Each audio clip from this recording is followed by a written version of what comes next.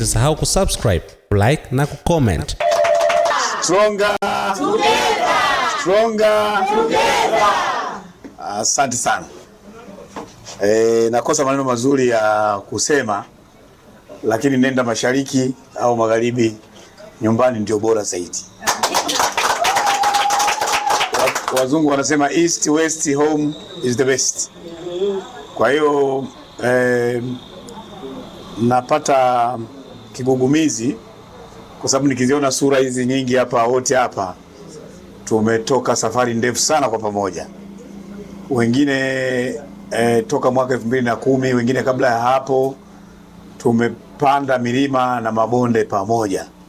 Kwa hiyo kwa muda wa takriban kama miaka miwili mwenzenu nilikengeuka. Na kama nilivyoandika kwenye ukurasa wangu wa Twitter na mitandao kwamba ni baada ya kutafakari kwa muda mrefu, ilikuwa ni tafakari ya muda mrefu sana.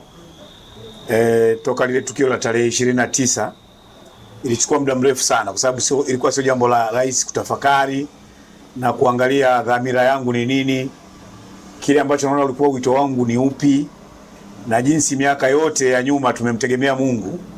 Baadaye unakuta unahama, unaanza kumtegemea mwanadamu. Hilo jambo lilianza kunifikirisha zaidi. Kwa hiyo pamoja na kwamba kitaifa nimeonana na taratibu za chama zinasema uende kwenye tawi lako, mimi tayari kali nishapata kwenye tawi langu na taifa nimeshazungumza nao, lakini washukuru sana kamati tendaji ya jimbo la Iringa mjini. Niwapongeze sana kwa kupita na chama hiki katika wakati mgumu sana wa watu kuwekwa ndani, watu kuuawa, watu kupotea, na mpaka sasa naona mwenyekiti wetu wa katibu nadhani wa vijana wa mkoa bado mwenyekiti wa vijana wa mkoa mpaka sasa haeleweki alipo. Haya ni mambo ambayo mmepita katika kipindi kigumu sana. Niwape pole sana sana sana, lakini niwapongeze sana kwa kazi nzuri ambayo mmeifanya. Si pamoja na changamoto ambazo naweza nikasema nina sababu ya kujitetea mpaka kufanya maamuzi ya kuhama, hazina mashiko. Nilipaswa niamue tofauti. Unajua ukiwa kwenye nyumba yenye dari alafu imeshika moto, watu walioko chini hawauoni moto. Ukiruka ukadondoka chini, watu watakulaumu kwa nini uliruka, kwa sababu ule moto kule juu wao hawafanyi nini. Kwa hiyo lawama utapewa wewe uliyefanya nini. Moto umeuona wewe wenyewe hawaoni. Kwa hiyo wengi wenu moto niliokuwa nao mimi mwenyewe mlikuwa mfanya nini. Kwa hiyo wale wote wanaonipinga, wanaotupinga, wanaotukataa, wanaotupokea, wote mimi naona wana haki. Kwa sababu ule moto wa ndani walikuwa wafanya nini?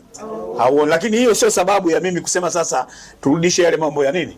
Ya zamani. Mimi naomba wanachama wenzangu ambao sasa tumetoka mbali, narudia tena, naomba mnisamehe kwa sababu tuliacha hizi vita kwa pamoja, tulitakiwa tuendelee, nitakiwa nipambane, nigugumie humo. Lakini kwa sababu labda ya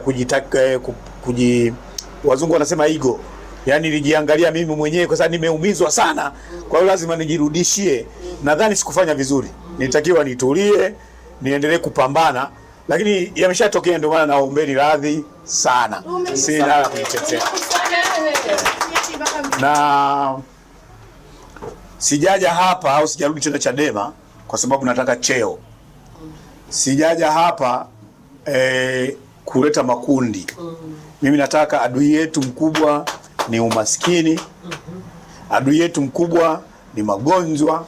Adui yetu mkubwa ni ujinga. Lakini adui mkubwa zaidi ni ukosefu wa haki katika taifa hili. Adui mkubwa kabisa katika taifa letu la Tanzania ni mifumo ya kisheria ambayo imefeli kufanya kazi.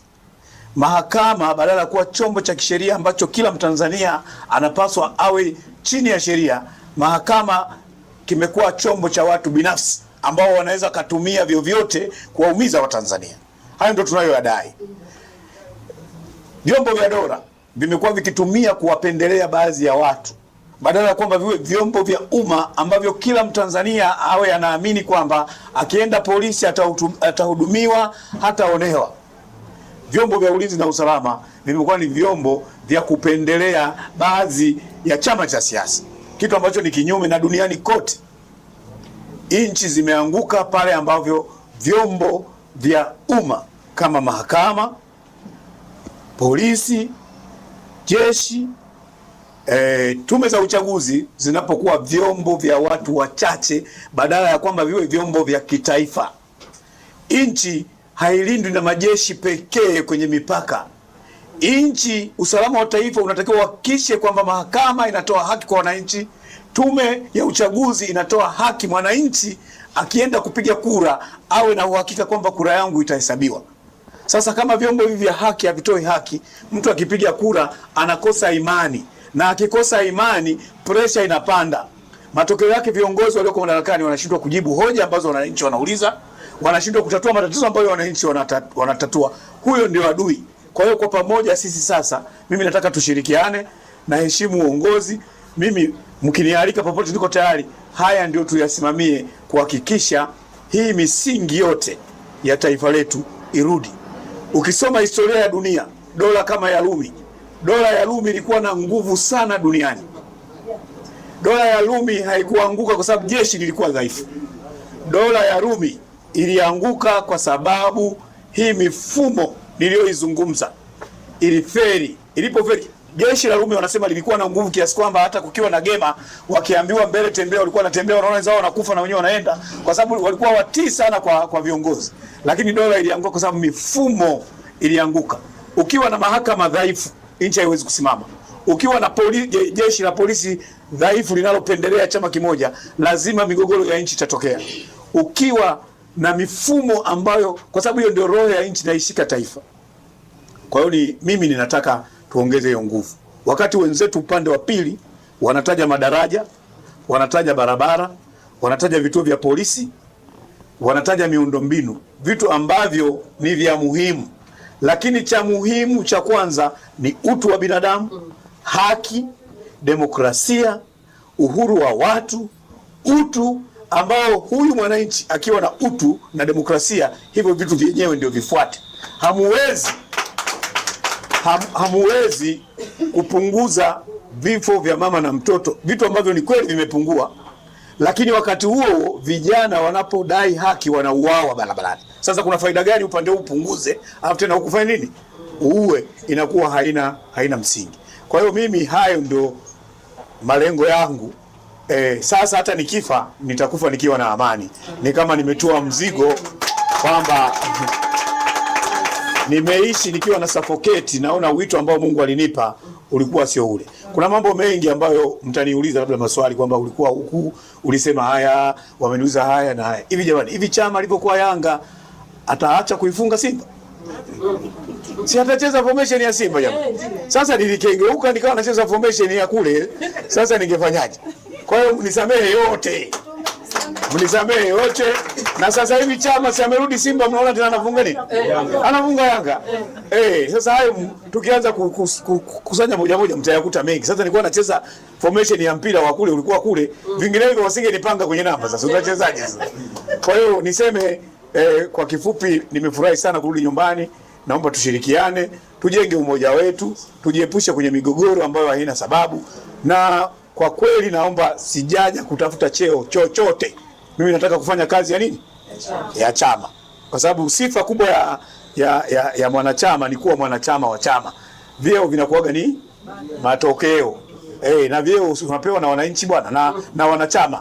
Wakitaka wanakupa, kama wataki hawakupi. Mimi nimekuja kufanya kazi. Pale mtakapoona kama nafaa, niko tayari. Kama ushauri, niko tayari. Alafu pamoja na kosa nililolifanya, lakini bado nilipoenda CCM nimejifunza mambo mengi. Kwa hiyo nadhani naweza nikawa shamba darasa vile vile, kwa sababu mimi ninajua upinzani ukoje.